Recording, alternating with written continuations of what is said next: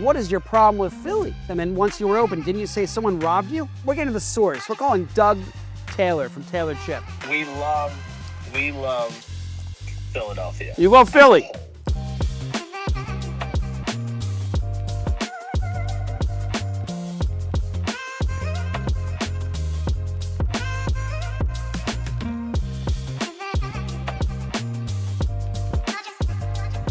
Taylor Chip cookies.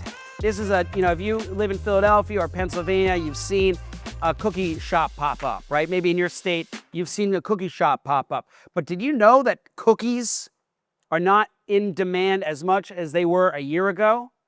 In fact, the average cookie consumption is down 30% in this city alone.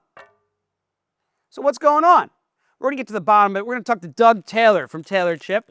You know, him and his wife, Sarah Taylor, launched the cookie campaign several years ago. They have several locations out in central Pennsylvania and across the state. They recently had an aggressive push and opened 2 locations here in Philadelphia, and they were closed relatively quickly after opening.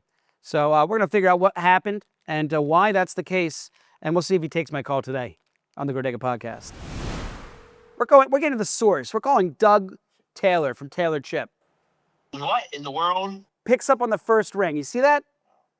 You know that? That's style, dude. Zero messages in Slack, 0 messages on my phone, and inbox is 0. We're back from being sick. Wait, you hit inbox 0, Doug Taylor? It used to be every day. Now it's like 4 or 5 times a month. Doug, we're live on the GroDega Podcast right now. Whoa. Yeah, you're on air. Oh my goodness. Are you okay with this? Can we move on? Sure, why not? Well, I mean, I'm very familiar with this. Okay, let's talk. What is your problem with Philly? I don't have a problem with Philly. I love the people of Philly. You love the people. He loves the people. But what is the problem? What do you have a problem with? Oh, well, the permit system just kind of screwed us over, and it is what it is. That it took us 2 years to build out our store, which is way too long. Now, how long, you're as an entrepreneur, can you tell me a little bit about the history? If you can spend a minute, if I can steal your time, because I want people to understand how much work goes in. You don't just open a store, right? You can't just be like, I'm going to open a store in Philly, right? There's a lot of time and preparation and planning, and then you get everything lined up, and then some jerk can just put a stick in your wheel and just cause you to really have some big issue, right? Yeah, I mean, we had to go back to zoning, which was like an 8-month thing for the Chestnut Street store. It took them 6 months to reply to our plumbing permit. And then when they gave us our permit, they approved everything. And then while we were doing it, they changed the zoning ordinance to say we couldn't use PVC anymore. And so now you couldn't use PVC, you had to use what? Copper. Copper. We did it with PVC because they approved the permits. Okay. And then the inspector is like, I'm not inspecting this. And so then we had to redo it in PVC. And then what happened? So then you're now 6 months behind your plan. And then didn't you also in our rural locations, we would get out, we can open up a store in anywhere between 5 weeks to 3 months with permits and everything. But Philadelphia took 6 months to a year? No, 2 years. It took 2 years. And then once you were open, didn't you say someone robbed you? Someone robbed us during the build out of our Fishtown location. So you had 2 locations, one in Center City, one in Fishtown, and then but in the last month now they're both now closed.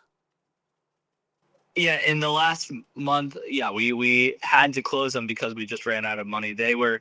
Now the Chestnut one, if we didn't take on all the debt that we ended up having to take on, then it would have been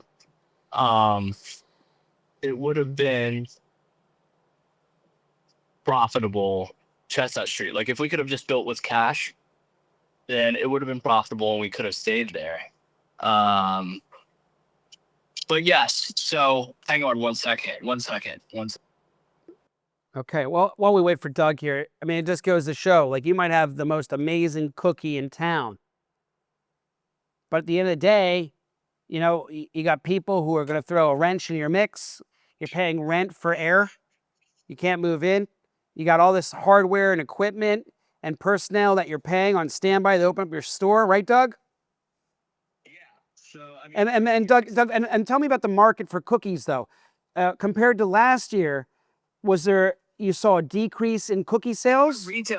our retail stores were down 30%. And then on top of that, when we signed our lease, we didn't expect it to take more than 6 months to open. I had no clue about the details of the Now, why? Now let's look at why were cookie sales down 30%? Was it just you, or was the whole industry down? I mean, Crumble was down like 55. Crumble was down 65, 60%. No, like between 50 to 60, based off of the franchisees that I know, no, they were averaging like a down. And what's going on? Are people just not into cookies anymore? Seems like it, right? Like I mean, we do good online, but like our market has shifted. And what's it shifted to? Like people aren't buying cookies. What are they indulging in then? What do you think? Probably, I don't know, GLP-1. That's fair. That's fair. It makes sense. There might be a direct correlation to the increase in these weight loss drugs and the decrease in an appetite for a midnight snack of a Taylor chip cookie. Yeah, I mean, it could be that. It's also like the macro economy, probably. I mean, it's definitely different. I've talked with many other cookie companies, and it's like we're living parallel lives.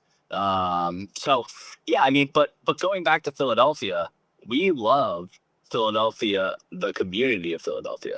Like we have a lot of customers there. The Post, I think no matter what we say, there's a group of 200 people that is always going to have a problem with what we say. And they've been having a problem for the last 4 years, and that's fine. I don't know what sticks up their butt, but it's totally fine. All right, and tell me about your.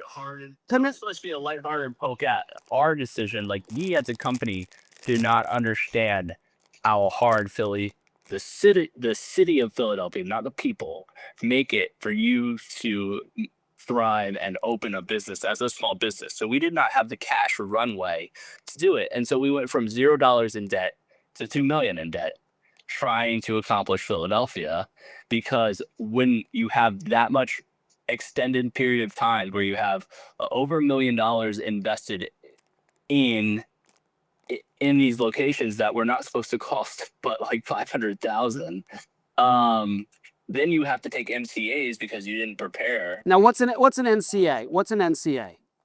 Merchant cash advance. It's like a MCA, merchant cash advance, an expensive loan. So it's an expensive loan that we had to take, and so then it was just draining our cash. So like even when we were doing great, we were still had up to $120,000 a month of these aggressive payback terms that we were having to pay back, and so that was draining us too. So then you start robbing Peter to pay Paul, and that's where you become very unprofitable very quickly.